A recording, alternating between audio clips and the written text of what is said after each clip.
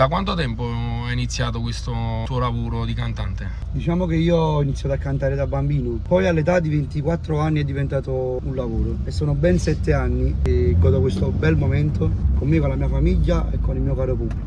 Prima di fare il cantante cosa facevi? 3 anni in un bar e dopo in un mobilificio per 5 anni.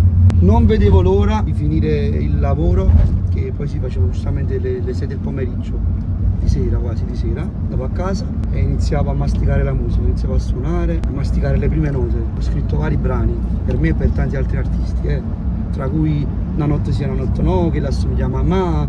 Un giorno come tanti provai a scrivere una canzone per me, che si intitola Quanto innamorati, e al momento dell'uscita l'ha cantata subito quasi tutta Napoli. Qual è il pezzo quindi che ti fa riconoscere più in te?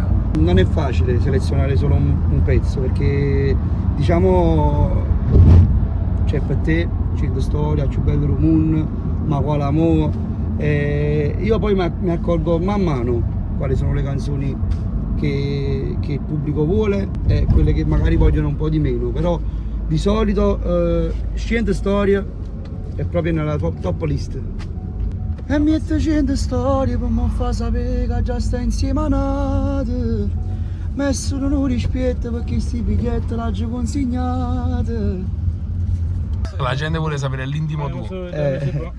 Calvin Klein. Vai, fammi vedere. No, non posso raccontare niente. Come fa a rigere? Qual è il tuo idolo?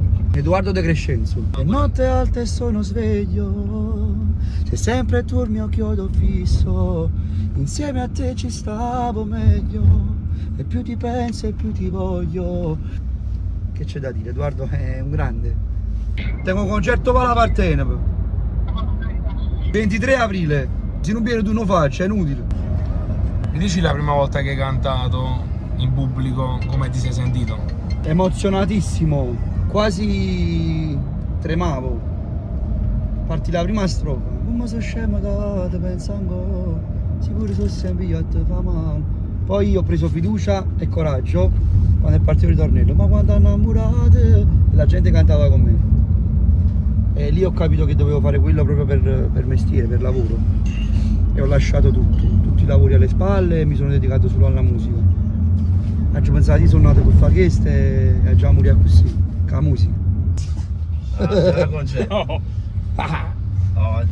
Oltre, diciamo, alla gente che mi vuole bene, sarà anche un po' di bravura, però devo ringraziare anche la mia protezione, Giorgio, che mi ha accolto veramente, mi ha accolto nei migliori dei modi. La prima volta che ho cantato proprio in una festa di piazza è stata proprio in una sua festa di piazza a Ponticelli.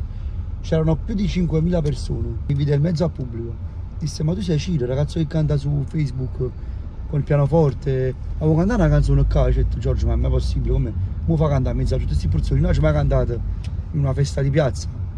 E subito poi dopo nacque il rapporto. Dopo quella festa di piazza, che tra l'altro non era mia, ho sfidato diciamo un po' la sorte. Ho fatto una sfida con me stesso. Un giorno volessi fare un concerto con 4-5.000 persone, però che venissero solo per me.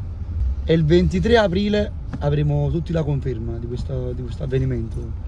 Io non posso fare altro che ringraziare sempre Giorgio e a tutte le persone che mi sostengono giorno per giorno. Vi amo. Ma fatto scuro di te, e che se te fa